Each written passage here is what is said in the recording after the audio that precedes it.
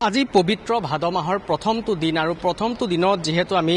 বটদ্ৰৱা থানৰ বৰদোৱা থানৰ পৰিৱেশ দেখুৱাই আছোঁ গুৰুজনাৰ জন্মস্থান বৰদোৱা থানত ইতিমধ্যে কাহিলী পুৱাৰে পৰা ইতিমধ্যে যেহেতু প্ৰসংগ আৰম্ভ হৈছে আৰু বিভিন্ন ঠাইৰ পৰা আচলতে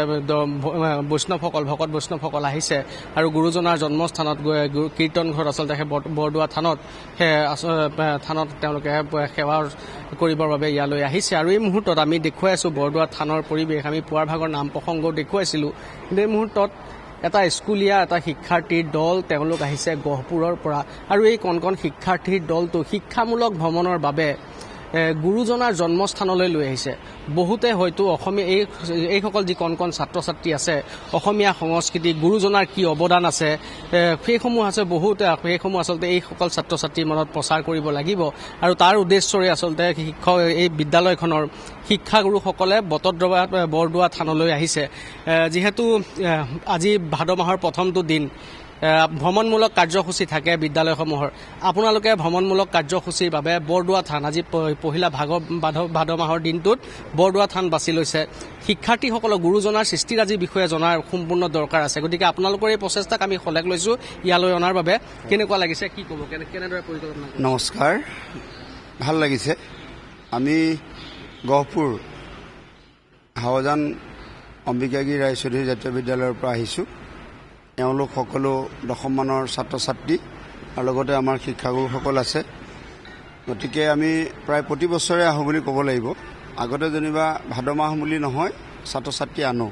কিন্তু যোৱা বছৰৰ পৰা আমি ভাদ মাহৰ পহিলা ভাদৰ দিনাখনে অৰ্থাৎ আজিৰ দিনটোৰ পৰাই অহা এটা পৰম্পৰা গঢ়ি উঠিছে আৰু যোৱা বছৰ শিক্ষাৰ্থীসকল আহি এই এটা ক্ৰম ৰাখি গৈছে সেই অনুসাৰে এওঁলোকেও সেই কথা জানি এইবাৰ এক ভাদৰ দিনাখন আমিও যাম বুলি দৃঢ় হৈ আহিছে যে কিতাপত পঢ়িছে বা গাঁৱৰ নামঘৰত বিভিন্ন সময়ত প্ৰায় সকলোৱে সহযোগ কৰিছে কিন্তু এনেধৰণে আহি গুৰুজনাৰ জন্মস্থান বৰদোৱা য'ত বিশুদ্ধ গণতন্ত্ৰৰ প্ৰাণ প্ৰতিষ্ঠা হৈছিল জাতি ধৰ্ম বৰ্ণ নিৰ্বিশেষে সকলোকে এক কৰি সমতা মমতা ভাতৃত্ব বোধেৰে গুৰুজনাই বৰ অসম প্ৰতিষ্ঠা কৰি থৈ গৈছিল গতিকে এই দৰ্শন যদি তেওঁলোকৰ ল'ব পাৰে তেতিয়াহ'লে এফালে ভগৱত প্ৰেম এফালে সমাজ দৰ্শন য'ত সকলোৱে মিলিজুলি থকাৰ আমাৰ যিটো গণতান্ত্ৰিক চেতনাবোধ এই ক্ষেত্ৰত যথেষ্টখিনি অৰিহণা যোগাব বুলি আমি ভাবিছোঁ আৰু আজি বিশেষত এতিয়া আমাৰ যিজন কি আছে যে নামঘৰীয়া আছে গুৰুজনাৰ পদচিহ্ন থকা ঠাইত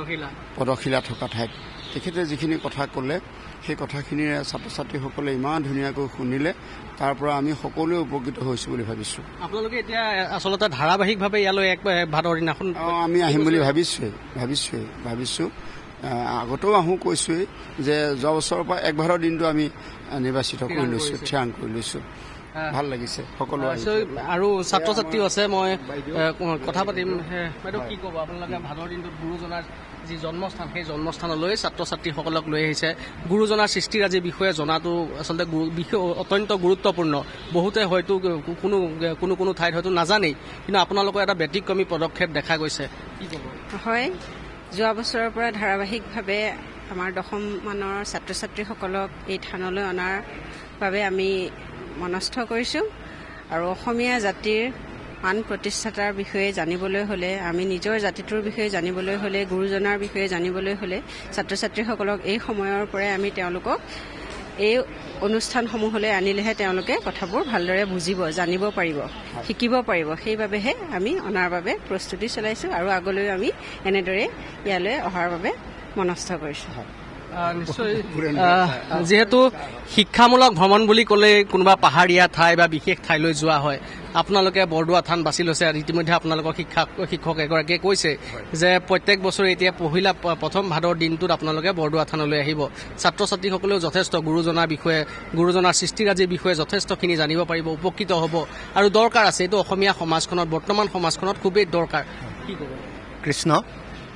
অসমীয়া জাতিৰ প্ৰাণ প্ৰতিষ্ঠাপক তথা অসমীয়া জাতিৰ নিৰ্মাতা বুলি ক'লে আমি মহাপুৰুষ শ্ৰীমন্ত শংকৰদেৱকে বুজোঁ তো আমি অসমীয়া হিচাপে আৰু এখন অসমীয়া মাধ্যমৰ বিদ্যালয় হিচাপে আমি বৰদোৱা থানলৈ প্ৰতি বছৰে আহোঁ কিন্তু যোৱা বছৰৰ পৰা আমি এক ভাদ দিনটো বাছি লৈছোঁ আৰু ছাত্ৰ ছাত্ৰীসকলে অসমীয়া জাতিৰ প্ৰাণ প্ৰতিষ্ঠাপকগৰাকীৰ বিষয়ে জনাটো আমি অতি দৰকাৰ বুলি ভাবোঁ পুথিত তেওঁলোকে অধ্যয়ন কৰিছে, কিন্তু স্বচক্ষে যেতিয়া বস্তুখিনি দেখা পায়, তেওঁ সৃষ্টিৰাজিৰ বিষয়ে ইয়াত আহি স্বচক্ষেত দেখে, তেতিয়া তেওঁলোক নিশ্চয় আপ্লুত হ'ব। আৰু সেই উদ্দেশ্য আগত ৰাখিয়েই আমি যোৱা বছৰৰ পৰা 1 ভাদৰ নিৰ্বাচন কৰিছোঁ। আৰু তাৰ আগতো আমি প্ৰতি বছৰে আমাৰ ছাত্ৰ ছাত্ৰীসকলক বৰদোৱা থানলৈ আনি আছোঁ আৰু ভৱিষ্যতো আনি থাকিম বুলি আমি ভাবিছোঁ।